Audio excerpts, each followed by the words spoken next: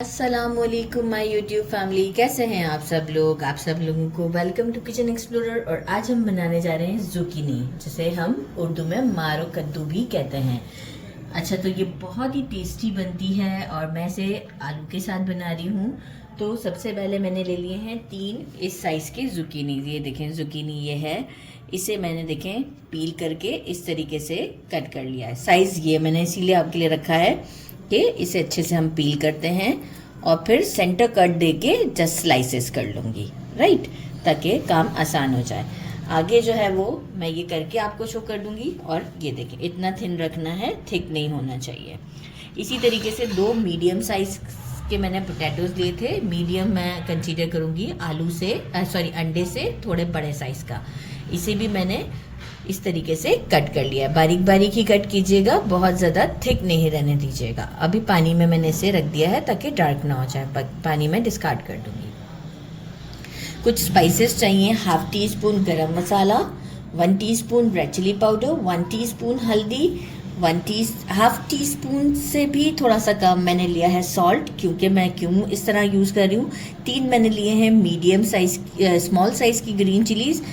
Salt इसलिए कम use कर रही हूँ कि मैंने एक लिया है चिकन क्यूब। इसे हम थोड़ा सा बस मैश टाइप का करके और इसमें डाल देंगे।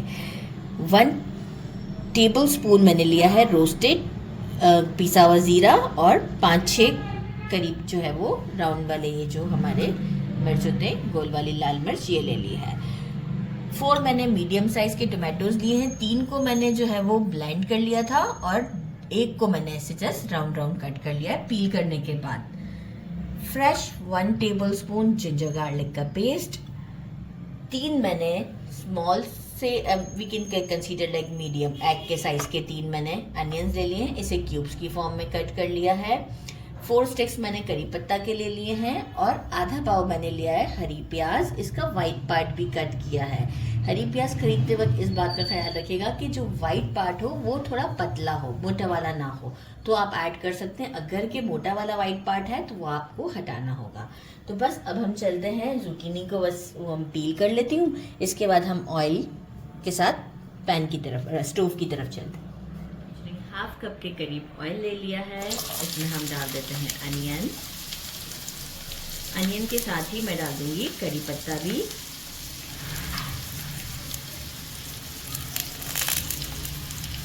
और हमारी गोल वाली मिर्च भी। इसे हम थोड़ा सा सौटे करते हैं अराउंड 1 मिनट तक के लिए।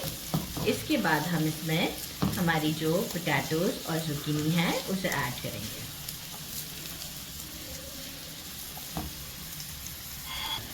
मुझे अराउंड 2 मिनट्स लगे थे। फ्लेम को मीडियम रखा था जिससे कि अनियन थोड़ा सा सॉफ्ट हो जाए। अब हम इसमें जिंजर गार्लिक का पेस्ट डाल देते हैं और इसे भी थोड़ा सा सौटे करते हैं कि इसका कच्चापन खत्म हो जाए।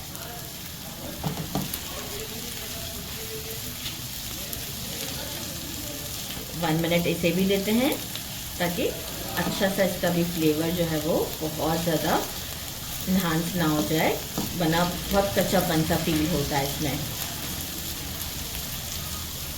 1 मिनट इसे भी हो गए। अब हम अपनी जुकीनी डाल देते हैं और साथ में पोटैटोज, इसमें जो पानी था वो मैंने निकाल लिया है। इसे भी अराउंड हम 2 to 3 मिनट तक के लिए फ्राई करते हैं इसमें। और थोड़ा सा जो हमारे पास जो क्यूब है, चिकन क्यूब जो हमने डाला है लिया है, ये देखें इस तरीके से करते हुए तोड़ते हुए मैंने इसमें डाल दिया है। और अब हम इसे करते हैं फ्राई फॉर 2 to 3 मिनट के लिए।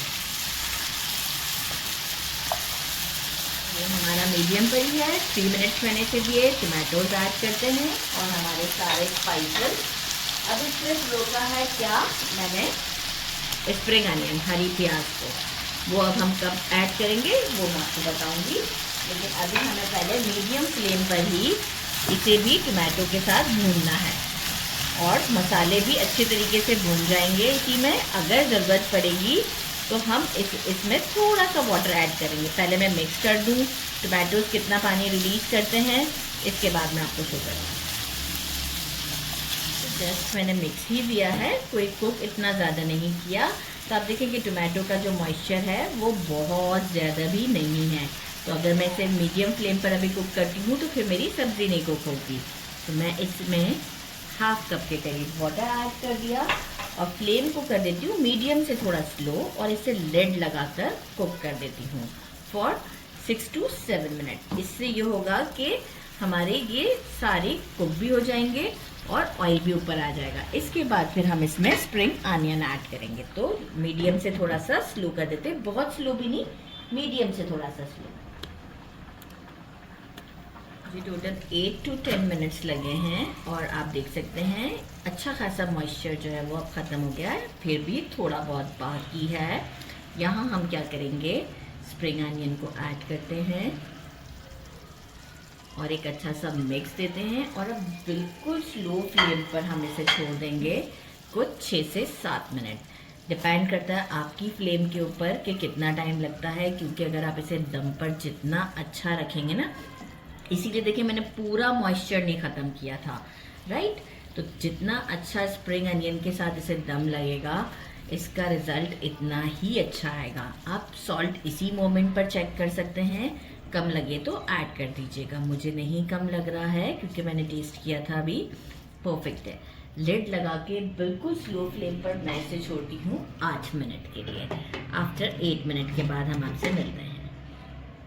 देखिए हमारी सारा जो मॉइस्चर था वो ख़त्म हो चुका है और थोड़ा सा ऑयल भी आप देख रहे हैं अराउंड में नज़र आएगा।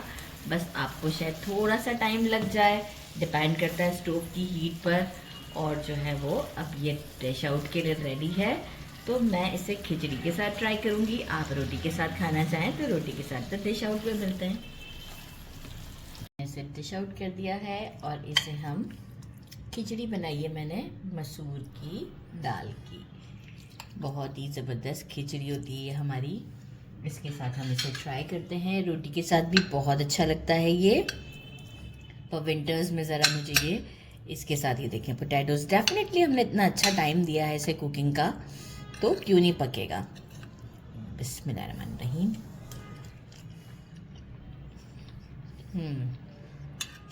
सुपर्ब, माशाल्लाह माशाल्लाह, बहुत ही टेस्टी है।